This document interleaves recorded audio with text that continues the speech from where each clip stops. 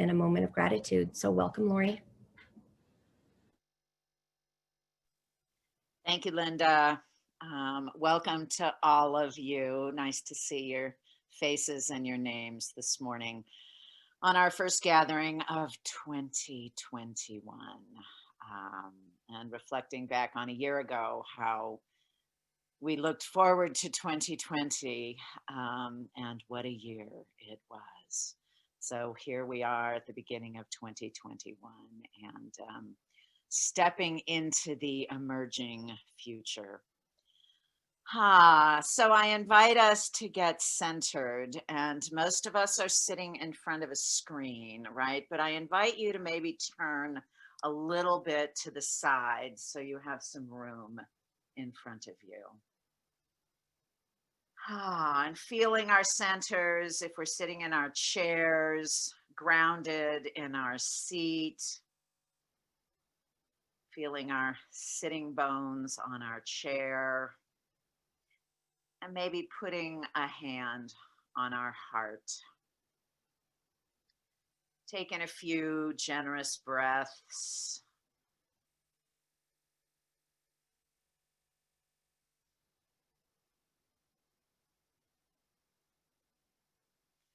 And this morning, I would like to invite briefly a practice called centered accountability. So stretching our arms out in front, relaxed and with grace, and feeling our centered accountability, our responsibility,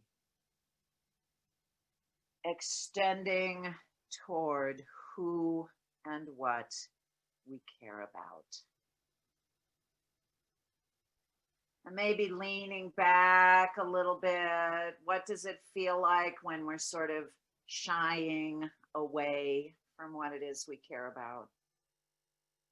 And extending way out, and sometimes putting so much energy toward what it is we care about. And then finding that place of centering, of connection,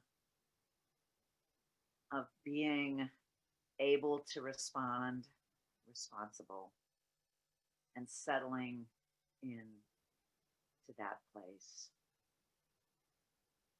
And taking another breath, feeling comfortable with that extension. What is it that we really care about? And extending toward that. And bringing our arms back into our heart, I'd like to share a quote from Dr. Martin Luther King Jr., who we will be celebrating on Monday. Everybody can be great because anybody can serve. You don't have to have a college degree to serve. You don't have to make your subject and verb agree to serve. You only need a heart full of grace, a soul generated by love.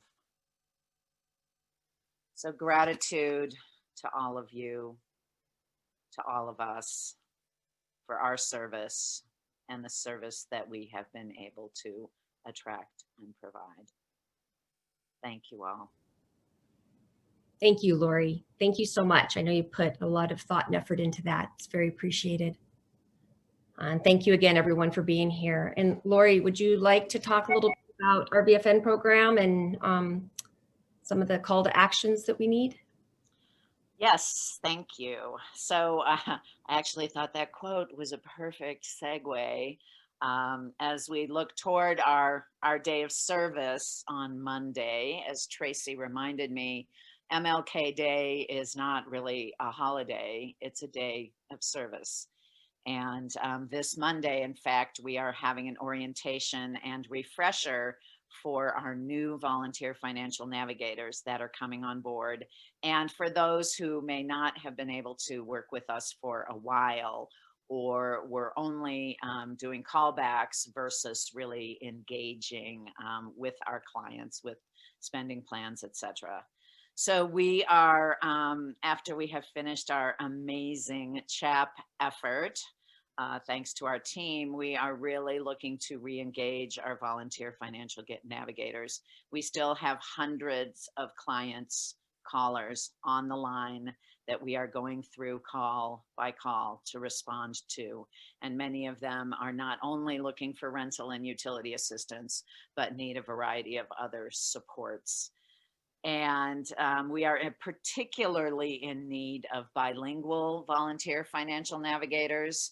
We have one amazing Ana Castellanos who works with NV Bank and has pretty much single-handedly guided our Spanish callers to the CHAP process and helping them with their needs. So we are very much in need of bilingual financial navigators in Spanish. And we would appreciate a commitment of at least 2 hours a week.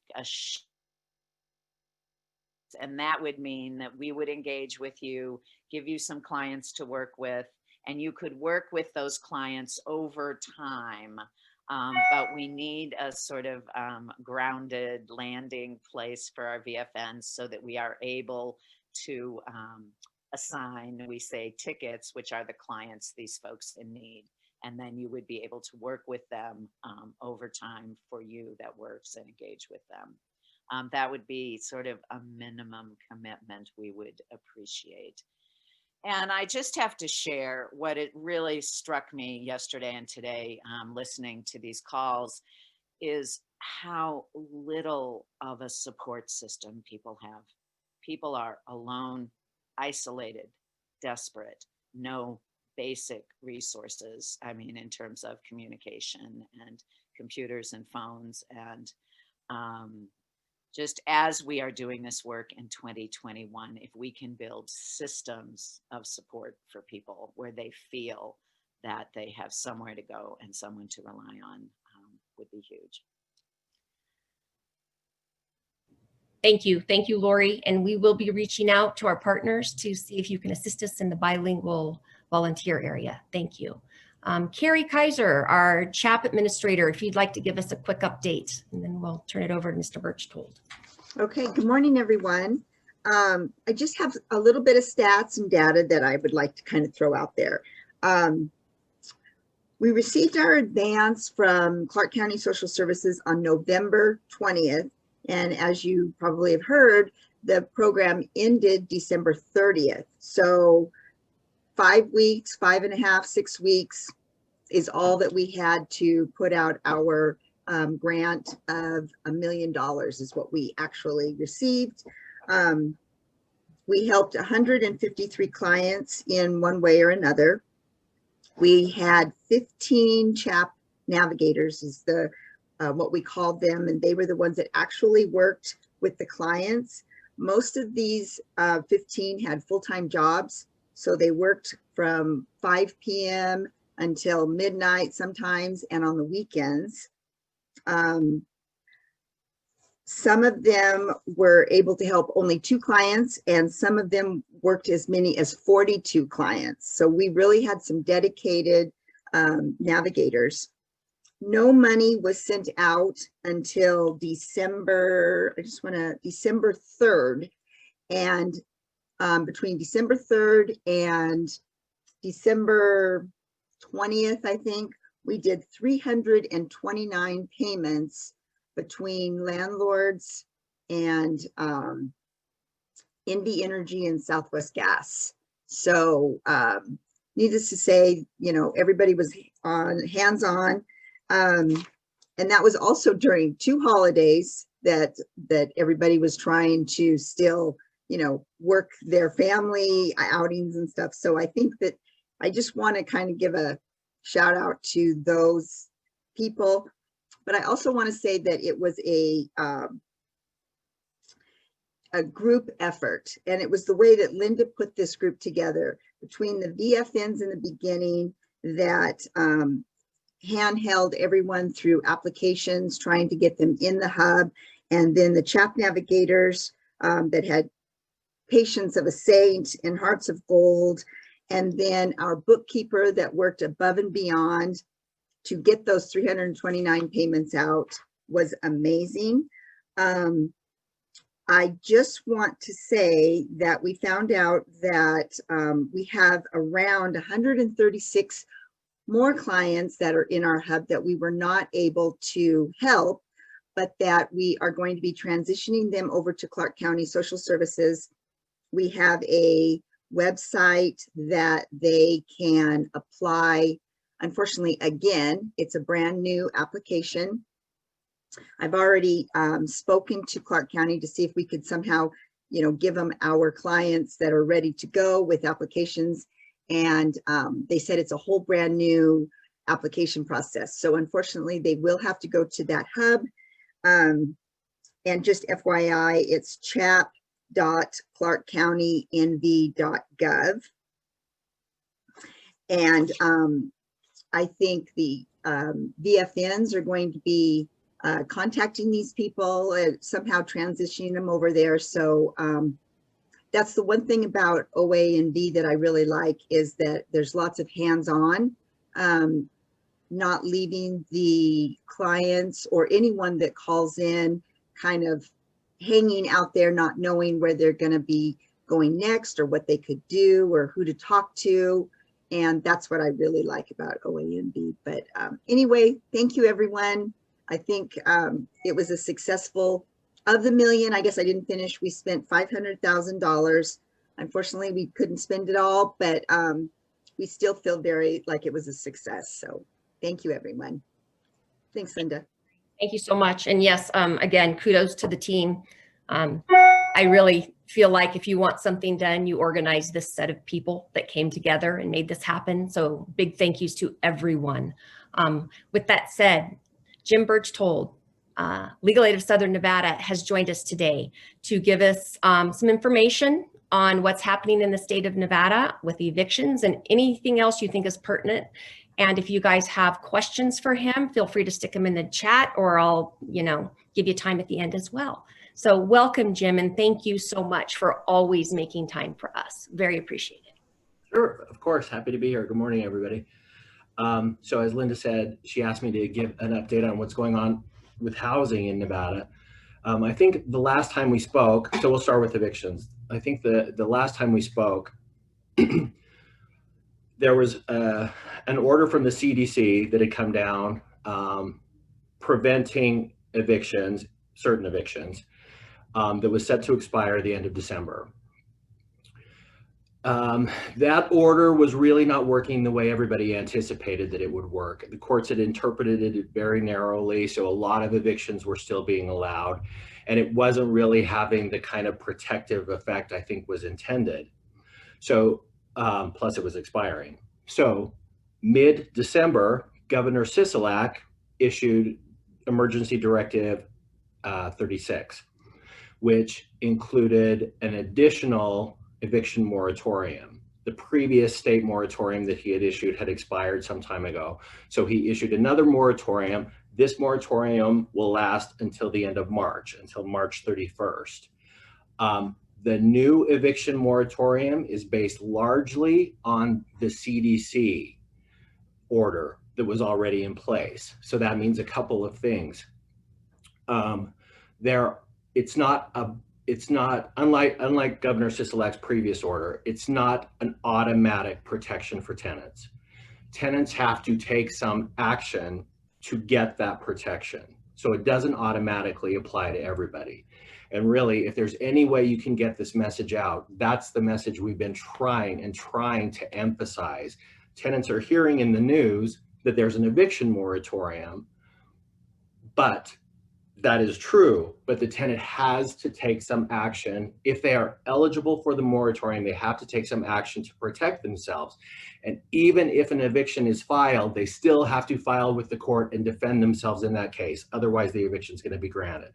So like the CDC order, a tenant has to give the landlord a declaration. The tenant has to sign a declaration under penalty of perjury and give that declaration to their landlord. Now, the requirements are a little bit different under the state moratorium than they were under the CDC moratorium.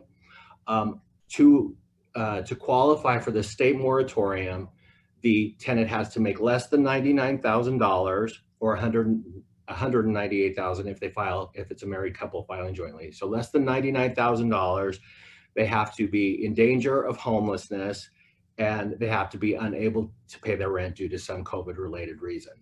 So unlike the CDC had two additional requirements. The tenant had to, one, have applied for rental assistance or use their best efforts to apply for rental assistance, and they had to have made partial payments of their rent.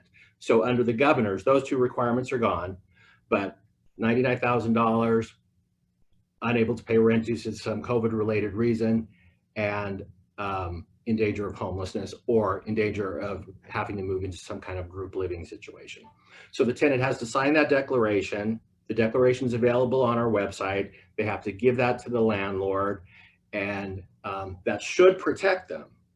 Now, the governor's directive does allow certain evictions to go forward. So like the CDC order, if the tenant is committing some nuisance on the property, doing some criminal activity, destroying the property in some way, those evictions can still go forward just as they were previously.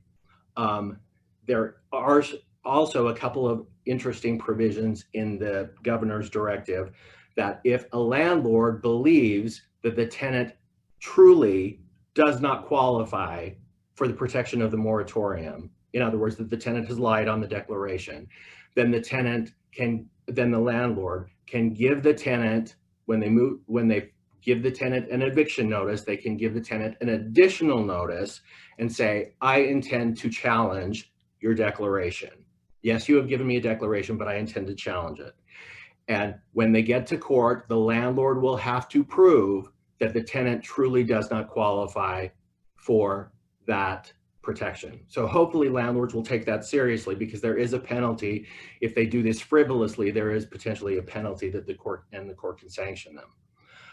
There is also another provision that allows a landlord to kind of follow the same procedure. When they give the tenant an eviction notice, they can include an additional notice telling the tenant, I intend to ask the court for an exemption from the moratorium because I am going to be foreclosed on before the moratorium expires if I don't get an exemption. So if the homeowner who is renting the house is in danger, and it's got to be imminent danger, of course, but if they are likely to be foreclosed on before March 31st, then they can ask the court for an exemption. So it's a little bit different than the CDC moratorium, but largely the same. Now, if the tenant has already given a CDC declaration to the landlord, the tenant does not have to give a new declaration. The governor's directive makes clear that any declaration that the tenant has already given will count under this moratorium. But we have revised the declaration on our website to be more in line with the governor's new directive. So that is available on LACSN.org if anyone should need it. So that is what's happening in the state with evictions in Nevada. The governor's directive has done what it was intended to do. We are seeing a decrease in the number of evictions that are being filed and the number of evictions that are going forward. So it seems to be working as it was intended. Now, in addition to the moratorium, the other big thing that's happened is, of course, at the end of the year, Congress passed a Consolidated Appropriations Act that extended some of the provisions of the CARES Act that was set to expire the end of December. The big thing you probably heard about is the $600 payments that will go out to people making under, I think it's less than $75,000. So it's payments to them as well as dependent children. So hopefully, though, I think those have already started going out. We have heard that they have been. The other big thing that this consolidated act did, it extended the CDC moratorium on evictions to January 31st. Now, for our purposes, that really doesn't matter that much because we have the governor's moratorium in place, which is broader and lasts longer. The governor's lasts till the end of March. So we don't have to really worry about the CDC order at this point. The other big thing for our purposes, one of the big things that it did is it allotted an additional $25 billion to rental assistance. It also extended the money that had previously been distributed under the CARES Act for rental assistance. It extended the deadline for that money to be used. So now that money that was previously distributed to the states doesn't have to be used until the end of 2021. The new money that's being distributed similarly doesn't have to be used until the end of 2021. Now that money, so that's $25 billion that will be distributed to the states. I haven't heard an exact number of how much is coming to Nevada, but I assume that it will be a sizable amount. I forgot what I was going to say on that point. There does seem to be, unlike the CARES Act, in some ways Congress broadened how that money can be used, but also restricted who that money can go to. So they broadened it in the sense that it can be used for rent, utilities, and also any other housing related need as determined by the Secretary of the Treasury. So we don't know exactly what that's going to look like yet, but it looks like the use of that money has been expanded a little. The other thing that the new act did, under the CARES Act, the money had to be paid to the landlord. Under the new act, it can also be paid directly to the tenant. So we were seeing some issues with tenants applying for the rental assistance and being approved for it, and the landlord refusing to accept it. In that situation, the state now has the ability, they don't have to, but they have the ability to pay that money directly to the tenant. So those were two big changes. Now, on the eligibility side, there were also some changes. So to be eligible for the money, it seems like the new act adopted some of the provisions of the CARES Act.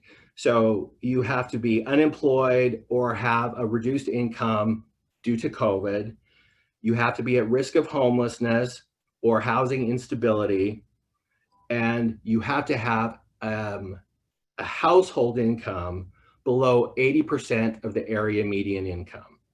And I don't know exactly what that is, but I think it's around 56 maybe, I'm not exactly sure. So those three requirements have to be met. The act also directs agencies, if the applicant makes less than 50% of the area median income, then agencies who are distributing the money are required to give those applications preference. Also, if there's somebody in the household who's unemployed, those applicants have to get preference. So below 50% is a preference, but you can only get it if you're below 80%. So this money was supposed to be, under the act, the money is supposed to be distributed within 30 days. So I'm assuming that by the end of January, there will be some distribution to the states, hopefully. But again, the money that's Clark County already had money from the old CARES Act, which can still now be used. It will be a little weird though, because that pot of money has certain requirements and the new pot of money has other requirements. So how they're going to juggle that, I'm not exactly sure. All right, so what does this kind of mean? We now have this moratorium in place, we have some new money. So basically everybody is looking at this as some breathing room until the end of March. So what do we do during that time? What do we do with this breathing room? Well, one of the most important things is we need to get the money out, right? So I know I went onto the CHAPS website yesterday, and the first thing you'll see is a big message that CHAPS is retooling the website to comply with the new statutory requirements. So I don't know what changes might be made to the application process. I haven't been really in the loop on the county's end of it, but as with the CARES money, March will be here. The end of the eviction moratorium will be here before we know it. The end of next year is going to be here before we know it. And we have seen how difficult it has been to actually get this money into the hands of people. So there has been a lot of talk, there's been some talk about, is there a way to prioritize tenants? So right now, for example, there are some tenants who are already in the eviction process. Their cases are currently stayed because of the governor's moratorium, but potentially when March 31st hits, they'll be the first ones who will be evicted. So is there a way to prioritize those people and get money into their hands first and resolve those issues with their landlords? So there are a lot of ideas going around about what CHAPS can do to facilitate the distribution of that money. So we'll have to just kind of wait and see how that all plays out in large part. Mediation is still, the mediation program that was previously put in place is still going forward, but its utilization will obviously be down because the way you get into that eviction mediation program is by receiving an eviction notice. So the tenant receives an eviction notice and opts into the mediation program. Well, hopefully because of the moratorium, they won't be receiving an eviction notice and there won't be any court cases. So the opportunity to get into that program is now limited.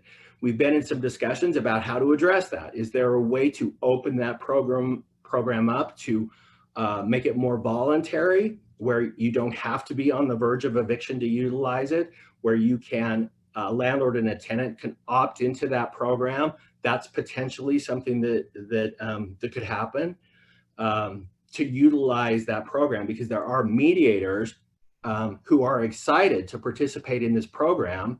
And it seems like the landlords and tenants were utilizing the program. And we were getting some good outcomes. So hopefully there will be a way to broaden that a little bit. So other things we can do before the end of March.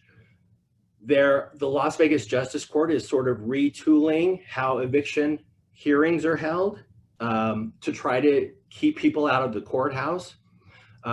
They have just announced that all eviction hearings are now going virtual. So they will be held by video. So people will not have to actually go to the courthouse to attend an eviction hearing, which will be a huge benefit to landlords and to tenants. There is now a program available that allows a tenant who receives an eviction notice to go online and fill out their answer form and file it with the court all online without ever stepping a foot in the courthouse. So that's another way to keep people out of the courthouse and to allow them to do what they need to do remotely. So that's really where we are right now. We're trying to think of how best to use this time, kind of this breathing room until the end of March. How can we utilize it to everyone's advantage and try to get that money into the hands of as many people as possible, so that when April 1st rolls around, we're not seeing what we anticipate that we will see.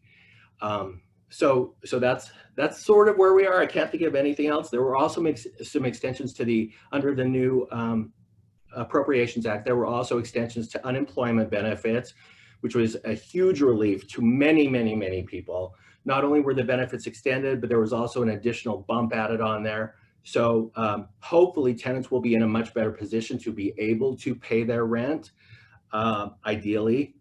So that's where we're at. I'm happy to answer any questions anybody might have.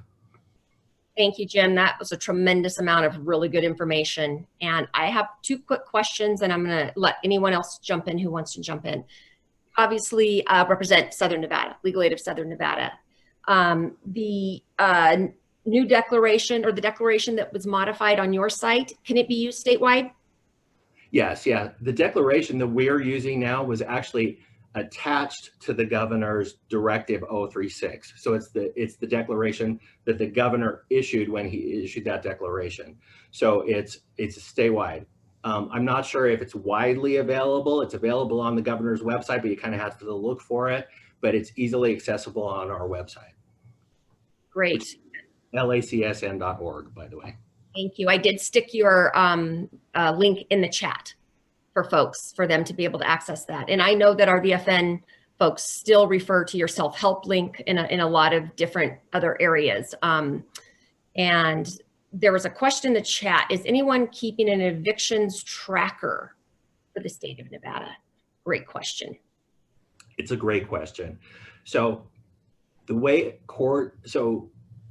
evictions happen in the justice court, and each township has its own justice court. So Las Vegas, Henderson, North Las Vegas, every other township has a justice court, which makes it really hard to get any kind of uniform tracking of evictions.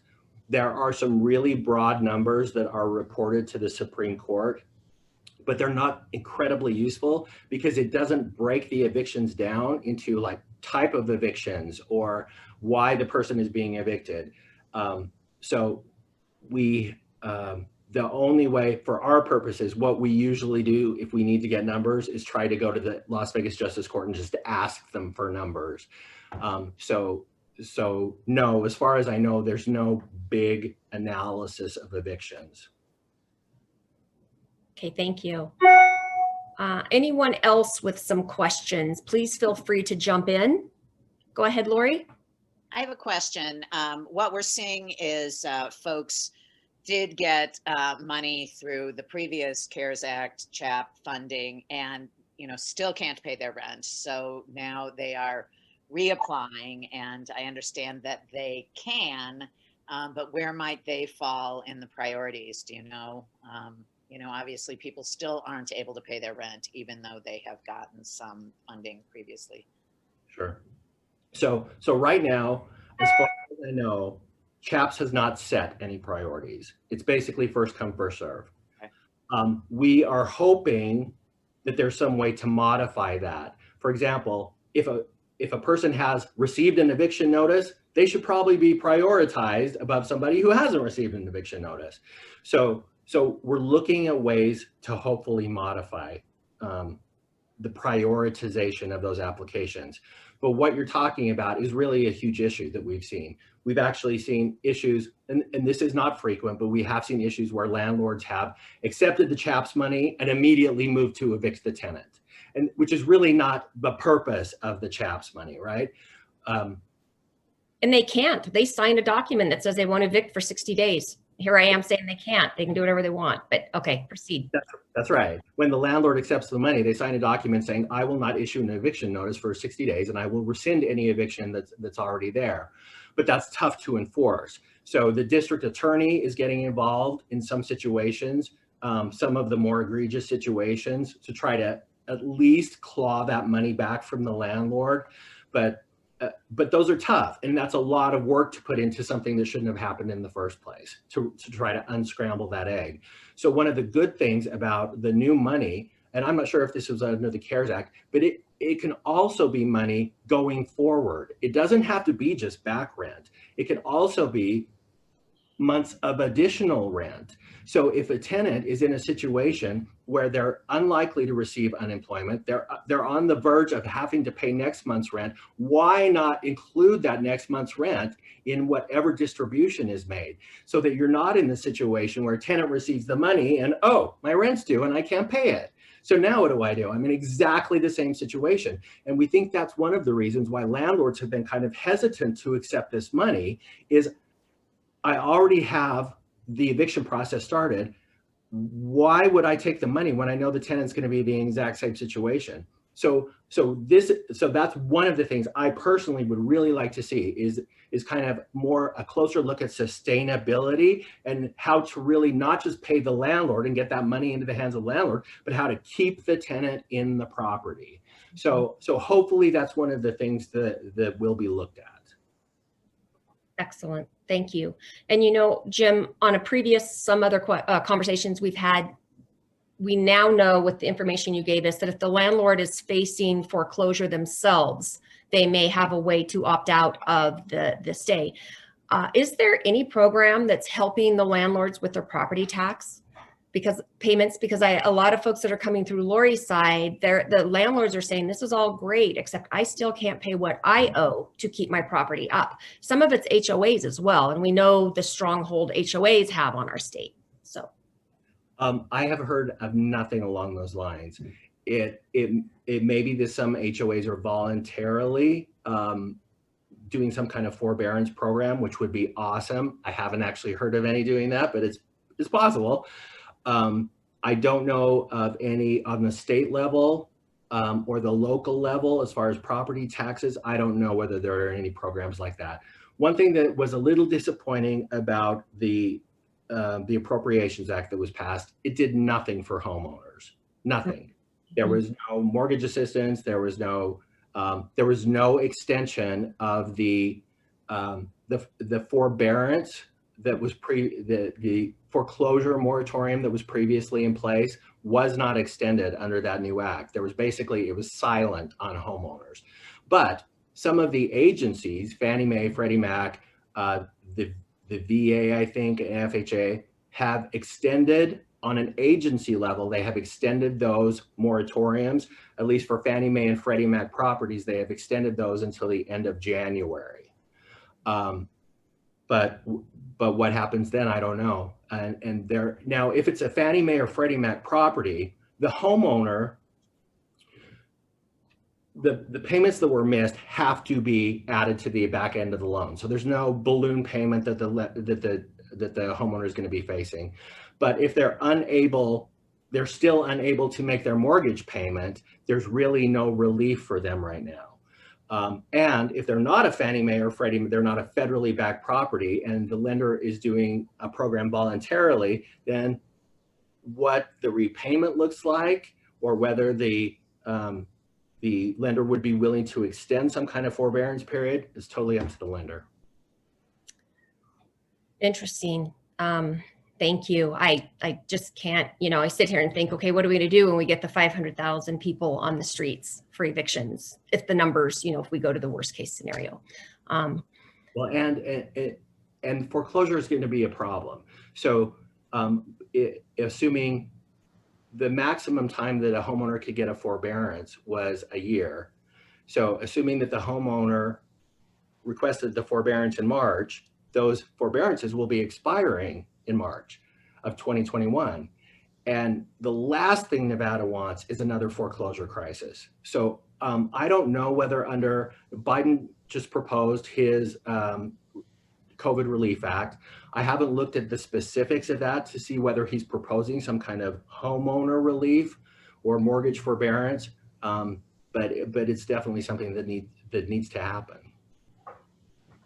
Absolutely. And thankfully, Opportunity Alliance Nevada gets to be part of the solution on a lot of levels. We're very close contact with Senator Cortez Masto's office, and Shannon Chambers, our labor commissioner, who works on the mediation side. So hopefully in this group, this dedicated group who comes to this meeting weekly or every other week, and who we talk offline as well, I feel really strongly that Nevada is doing, really truly coming together collaboratively at the highest level we can.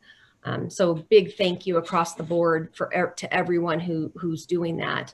And you, Jim, for keeping us updated and at the high level detail you have, and appreciate that. I think we'll probably be calling on you quite regularly for a while to help us out and let us know where to go for this, for the paperwork to be processed. Very helpful. Sure, of course. Happy to help. One day we'll be able to talk about something like evictions. So great. So really quick, everyone, I know we've gone over our time. Anyone want to jump in with a question, comment? Hey, Linda, this is Alvin. Just really quick. Jim, thanks again for all the great information. Again, as a volunteer financial navigator, if I get a call from a client, they have questions about evictions, I can send them to your website to find the declaration, and then also will they find the actions that they need to take as it relates to the evictions on your website as well? Yes, yeah, we have pretty detailed instructions about what the tenant needs to do. But we also have, if somebody needs assistance and just needs to talk to somebody, they can always call our main line. Option one is if you're having a landlord-tenant issue, that will go to an advocate who will try to walk you through whatever process the tenant is going through. The Civil Law Self-Help Center at the courthouse is now closed to walk-ins, but its website is still functioning, and they are taking calls. So there are a lot of resources for tenants out there who need help. Thank you, Jim. Thank you. Great question, Alvin. Thank you, Alvin, for being one of our stellar volunteers as well. So if there's nothing else, I want to thank you all for joining us, for participating in the solutions for our state, and we look forward to our next meeting. Thanks, Linda. Bye, everyone. Thank you.